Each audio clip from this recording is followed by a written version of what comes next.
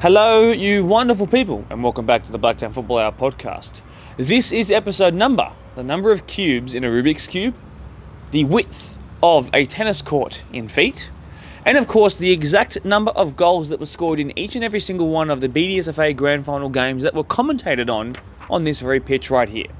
Episode number 27 of the Blacktown Football Hour podcast. Would you believe it? 27 episodes. That's more than a day's worth of content that's been given to you this year.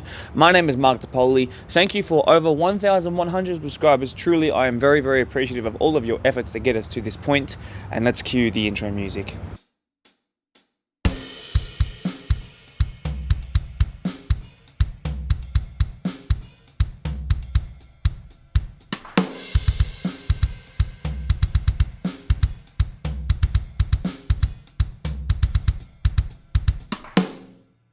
First and foremost, just to follow up, 1,100 subscribers. Thank you very much. Before we get into any more of the episode, I can promise you right now there is going to be a 1,000 plus subscriber episode special coming next week. I was a little bit preoccupied last week and this week, but the special is coming next week, including when I will do the lap of the field sort of thing. It's coming, I promise you. Second most. My apologies for not giving you an episode last week. Some things came up. And also my apologies for giving you a shortened episode this week. I had to take some personal leave yesterday, but I am back. I didn't want to give you 2 weeks without a podcast. I didn't think that most of you would be able to manage. I didn't think you'd be able to sleep properly. You wouldn't be able to go to work without listening to this brilliant podcast. So I decided to endeavor to come back and give you another episode. So I'm here, shortened episode this week, but I'm here, and so is the content. Either way, I'm eternally grateful for you guys all being here as per usual. You could call this episode 27 of the Blacktown Football Half an Hour podcast. The only thing that I was able to fit in this week is an interview with the Marion Prems boys, who were the championship winners here come 2 Saturdays ago, of course. So get ready for that. I've also got a couple of really important dates that are coming up and some key events, this and that I would like to communicate across to you. So I'm going to get into that right now. The first thing is that for the 1,000 subscriber special, which is coming in episode 28, so next week's episode, I'm going to be doing a Q&A. So what does that mean? That means a question and answer. So that means you can, however you'd like to, whether you want to text me for those who have my number or social media, if you'd like to leave a comment in the comment section down below, if you'd like to email me, media@bdsfa.com, if you'd like to, I don't know, hire a plane and ride it across the sky so I can see the question. I don't mind. Ask a question and I will endeavour to answer it as best as I can. Before you ask me, by the way, my favourite club is whichever club gives me a free sausage sandwich and a bottle of water. So, don't ask. It can also be a footballing or non-footballing question if you'd like to ask. So, however your method of getting that across to me is, go for it. It's going to be fun. Happy to answer everything. Some more key dates and things, by the way. Team of the season, teams for the Prem, is being submitted right now. They are due tomorrow as of the time of recording, which is Friday the 15th of September. And then we will go into the voting process very soon for the team of the year for PO 1 and 2. And then off the back of that, All-Stars. Now, speaking of All-Stars, what can I tell you? Not much. Patience. It will come. You just need to wait. We are also looking for a final 14s girls summer soccer team to fill in that division. So if you are of that age and or perhaps you have a daughter in that age group and you'd like to play summer soccer here, please head to our Facebook or Instagram page. You'll find a link to a team nomination, and from there you can nominate your team. Go for it. First in, best dressed. Only one spot left. Some other things as well before we head into the last sort of schedule of this year, which is our final 4 games of the year, I guess you could say, for our AYL and our Spartans. I'd just like to give a big thank you to all of the volunteers, to the staff who watch this, the paid staff as well, to the board, and of course to you guys, the members, the players, the coaches, the managers, and of course the many, many fans that were here as well. You guys created an incredible grand final atmosphere. Some of the most amount of people that we've ever had here, and particularly for the younger age groups. You had so many people coming to watch you guys, friends and family, everything in between. I'm so impressed of how busy it was. It was people walking up and down Eastern Road behind us, or behind you guys, all day, for all 3 days, and it was very impressive, and I'm really happy that we got through it unscathed, and we had some really great grand finals. I've seen the scores come through. I'm very, very impressed with what I've seen. Don't forget to submit your goal of the finals video once those videos do start being uploaded onto YouTube. Speaking of those, 2-3 weeks max, and they'll start coming out. So I did mention the AYL and the Spartans. So on Saturday, the 14s and the 18s AYL sides are into their grand final at Valentine Sports Park. On Sunday, the 15s and the 18s are also into their respective grand finals, also at Valentine Sports Park. Vlogs will be coming, one posted on this channel, one posted on the Spartans channel, and you can expect some trophies to come home, I'm sure. 1 in 4 chance of at least bringing one home. That would be lovely. We need to fill up our trophy cabinet as much as possible in our office. Good luck to those teams, certainly, and get ready for the final vlogs. Now, you've heard me say that this is the Blacktown Football Half an Hour podcast, so let's go straight into the interview section. I chatted to the Marion boys, the 2 goal scorers, and one of the Goal of the Year contenders as well in Kelvin Ofori. You're going to love it. So sit back, relax, and I'll see you at the end of the episode. It's great to finally be back on the Blacktown Football Hour podcast and interviewing people, and especially interviewing champions. I'm joined by the goal scorers in the PL1 first grade grand final, and also 2 boys who happened to get red cards as well. They were heroes and villains in some people's eyes, but they're here to chat to us post grand final win and talk us through what it was an incredible 90, probably 103 minutes if you add them all up. Mubi Saeed and of course Benny Lamb, who are here from Marion, here to chat to us. Boys, just generally, thanks very much for joining me tonight. All good. Let's chat about the last couple of years and the lack of premiers who have turned into champions. So we've seen you guys and Pons really struggle to turn the premiership into the championship, whether it's the 2 weeks that you get off for winning, a victim of your own success perhaps. You guys have finally broken that duck. So Mubi, why don't you take me through it, considering you're holding the mic? What sets apart Marion 2023 from those other couple of years, including their own year when you couldn't do it either? I guess it was, we had massive achievements as a club. We wanted to go for the 3 trophies that were, there to win. But yeah, we got knocked out early with the other 2 competitions. So I guess, all the hunger was there to win the premiership. So that's what we've done. Mm-hmm. Benny, I get you to grab that mic. It was a day where yourselves and Tigers were, as Mubi said, were competing for the Premier League trophy, the 21s reserve and first grade, and at the end of the day, both of you actually stopped each other from getting it. So that was, didn't really complete the set, but there was still a lot of things to celebrate that day, and obviously you guys ended the day with the way that everyone really wanted it in green. So where does this rank for you among some of your sort of your greatest footballing achievements from all your high-level playing days? Yeah, it's a big achievement. Any grand final you play, it's big. At the end of the day, it's a flip of the coin when you play a grand final and the league table is thrown right out. And, any grand final when you have your family and your friends here or, wishing you on, it's big. So you don't win many.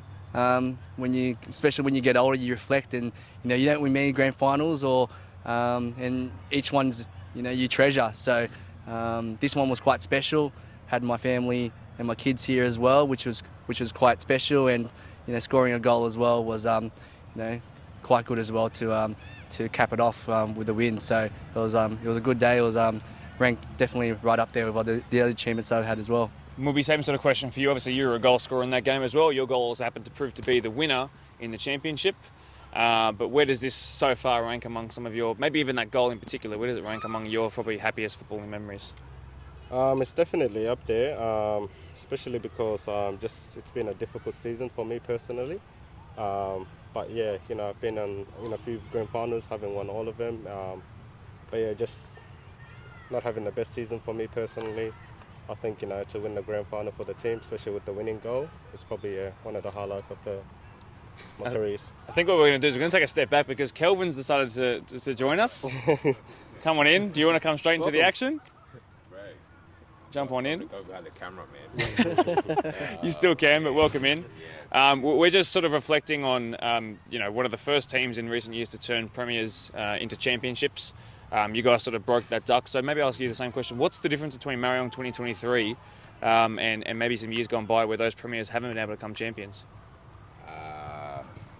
Very good question. I think this year we were very hungry. And I think we had the missing pieces that we lacked, I guess, the year before.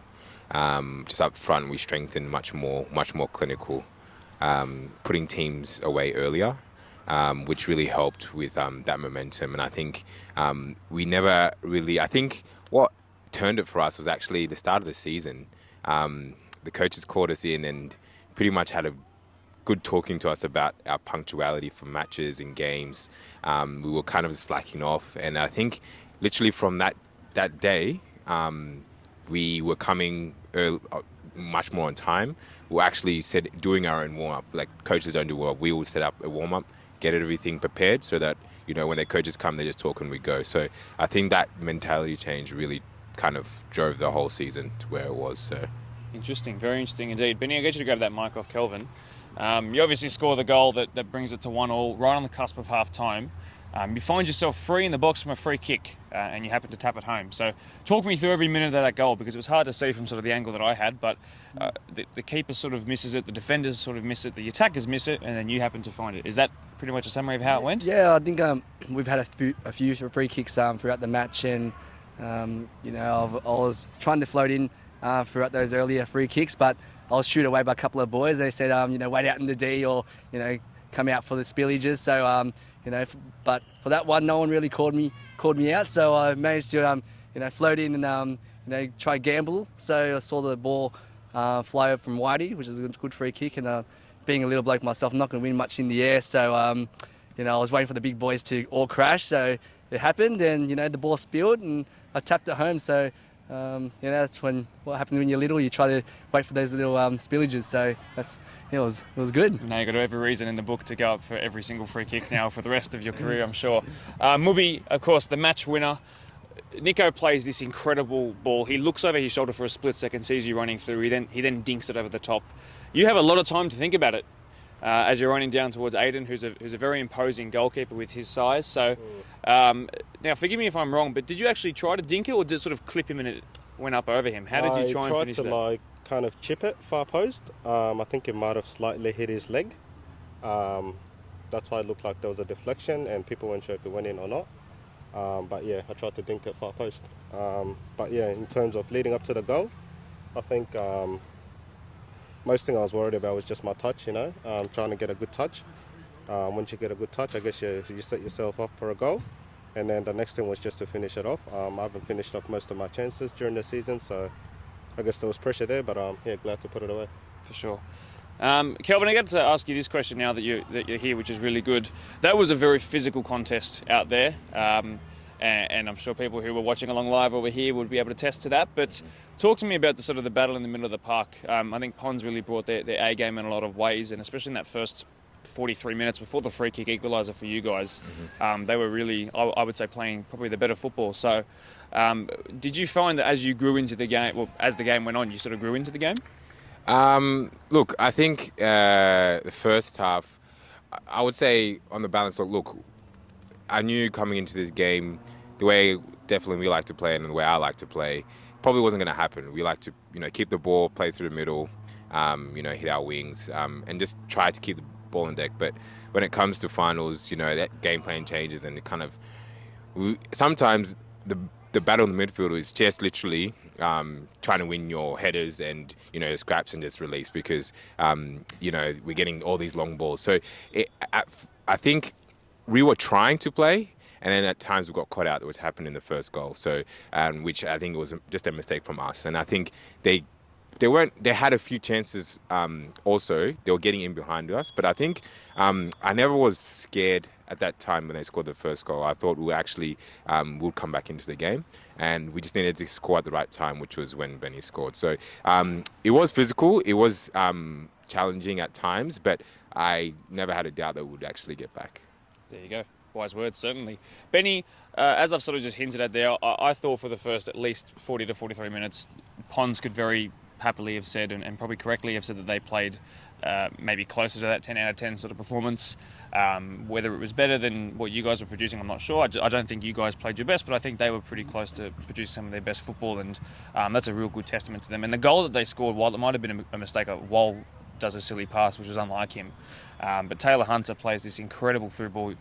Kelvin's pick for their player to watch, and Blake Skerr, who was also up there with one of his picks, ends up scoring a great goal off his left. So what can you sort of speak about the quality, particularly that you saw in maybe that first half before the equaliser, about Pons, and do you sort of feel the same way, or were you a little bit more nervous yourself? Yeah, I think the goal, it was a quality goal by obviously combining by one of their two best players. A great ball over the top. It was half a chance and they scored it, and we know that if you give Blake half a chance, with his speed, he'll score. So They took their chance well. Like you said, I think they had the balance of play in the first 45.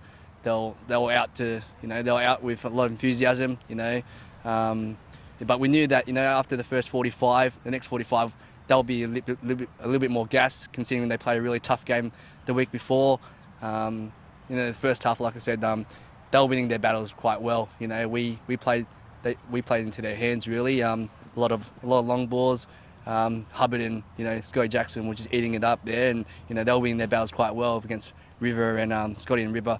Scotty was winning that battle well, and Hubbard was just cleaning up everything. Every header. He just lapped up. So we thought about that at half time, and we had to change something. And I believe the second half we changed it up, and we started to play through the middle, like Kelvin said. We started to play the way we want to play, and the second half I thought that we were on top quite a lot. So that's what I thought about that first half. Mumby, you come on, you score the winner, you get sent off. But prior to that, and I hate to phrase it like this, but you were watching along from the sideline. So what I want to talk about is the timing of that first goal. Now, we spoke about this while we were in the office 5 minutes ago, but how important was Benny's lamb in the context of right on the cusp of half-time and changing Pons' team talk at half-time, changing your own team talk and the way you approach the second half? Wait, hold up. Did you guys both get sent off? I didn't think about it. I didn't clock it. Watch it again. I didn't clock it. Anyways, yeah, sorry. I guess when you're down, it's always a relief to get a go back before you start half time, because you get a chance to start fresh in the second half. Even just being on the bench, we were still stressed not being on the field. When that goal came, we were a little bit more relieved. But yeah, it gave us a massive opportunity to reset the game, reset our structure, and get back into it. And yeah. Kelvin, off the back of that, what was the team talk at half time? Did Kev take control? Shiar? Did one of the players perhaps take control? What was sort of said? I think I can't fully remember, but all I do remember was Dylan on the treatment table, and he was just like G up, and he was screaming and stuff like that. That's what I do remember that. But do you remember that? Yeah. So. Oh, you went in there. Okay, yeah. So, but yeah, he was kind of like G up. We got it with, and because we had gotten the momentum from Benny's goal, so I think we had started to lift, and I think the team talk changed also. Yes, we were not winning those battles. Like Hubbard was winning all the headers, and I think he had it talking to Nick, and he's like, look, if you don't get control of this, you're going to be coming off. He's going to start making changes. And I think when that happened, I think the boys just like, yeah, we need to start performing. So that was from memory what I remember from the change room. And then I think we came out, as we said, and then delivered. I mean, did it late, but better late than never. Yeah. I'll keep the microphone with you, actually, because I did want to ask you this specifically. Yeah. And I'm glad very much that you're here. You spoke about, 10 out of 10. Actually, no, it was Dylan who spoke about sort of 10 out of 10 performance, who would win, when we spoke on the podcast on that Wednesday night 2 weeks ago. Just to back up from that, like I said, I think the second half was better than the first for you guys, and they grew into it as well in their own sort of ways. But, you had a couple of chances. Riv has this volley at the back stick after Gabby whips it in. Riv then slices one with his left foot, then Gabby hits it from the end of the box, and it almost goes in. Aiden makes a big save. So you had chances, and then finally Mumby scores. Yeah. Does that speak to the quality of you guys, that you're able to, that you missed, but you just kept going, knowing that it was, a high stakes game, and you just kept going? Yeah, I mean, it's football. You need to, the result was what matters. We were always going to make and create opportunities. Gabby had, I know even Merv had a kind of miskicked one. He didn't, so I think, even when it was, when we did score, we obviously wanted to score more. I mean, but I think the end of the game kind of went a bit sour, but that it speaks to us. We just always want to score, and I like that about our team. Once we get one, we just want to keep on going. But also still be smart. Benny, I'll get you to grab the microphone for the last question. Just about a wrap up of the season. Now that it's sort of my job to find out these stats and things like the premiers turn champions and premiers that haven't been able to do that, and undefeated streaks, this, that, and the other. Who scores against who? Wrapping up that season and looking now ahead to Champions in a couple of days from now, is this a really good time for football at Marion, and is everyone looking forward to already coming back to next year, or are you guys kind of enjoying the moment at the moment? Yeah, I think everyone's looking forward to it, Mark. We've had a great season. What's good about our club, we've got two really strong teams, Resi's and first grade, a strong 22. When we've had injuries this year, we've had players that can replace anyone in any position. So that's been a standout, especially this year compared to last year. We've had multiple players for different spots, and some weeks, we don't know if we're going to start or not. It reminds me of like when I was playing NPL, that kind of level where if you train well, you play well, you keep your spot. I mean, there was one week earlier in the season where I was even playing Resis and I got hooked at half time because I wasn't playing well, and that speaks of the level of quality that we have in the squad. So I mean, we're definitely got two really strong squads, and hopefully we keep them, and we're looking forward to next year, and hopefully we keep everyone as well, because we have a lot of quality in the squad, and we hope to grow towards next year and keep everyone. Well, we saw what Workers can do on their best day in the reserve grade, certainly, and we know that there's a lot of first grade quality in there. We know what Ponds can do when they're back at their best, and we'll see if those sort of veteran players will come back for another year. I think it's going to be another year of brilliant Premier League football next year across both grades, but certainly in the PL1, which is our showpiece event of the year, I guess you could say. It's been a great grand finals and final series as well. Boys, just generally, thanks very much for coming out post-season as well. I'm sure it sort of befuddled you as to why you had to come onto here, but I'm appreciative that you're here, and good luck this Sunday. Thank you. Thank you very much. Welcome back. First and foremost, thank you to anyone willing to come onto the podcast post-season. It takes a bit of extra motivation and some guts to do that. So thank you very much to those three boys for coming on, and thank you to Marion as a club. They said some really interesting things. Great analysis of the game, and especially the momentum of it, which way the pendulum was sort of swinging at which points throughout the game, and very honest critiques of themselves and their opposition as well. I thought they were really respectful, which is great to see, because their game certainly did get a little bit tense, didn't it? Now, for the podcast next week, I did promise you that there were two interviews. Yes, I had to cancel them because I took some leave yesterday, but I have rescheduled them for next week. So you're going to see the Rudy Hills 21s Division 2 winner. We've also got some other teams that are scheduled to come on, but I will leave that a secret. The 21s competition proved to be a big hit this year, so keep an eye on next week's episode. Remember to get your questions in. Remember that tomorrow is also the last day to submit your votes for the goal of the season. It's very, very close indeed. I've been keeping a tight tab on that. I won't reveal anything more than that though, but you've got until 5 p.m. on Friday to submit those votes, whether it's on the comment section or via email. And you know what? That is going to do it for this week's shortened episode of the Black 10 Football Hour podcast. If you like these length of episodes more and you'd like me to try and trim them down a little bit over the next couple of episodes, let me know. Leave a like, subscribe if you are new around here, and let's cue the outro music.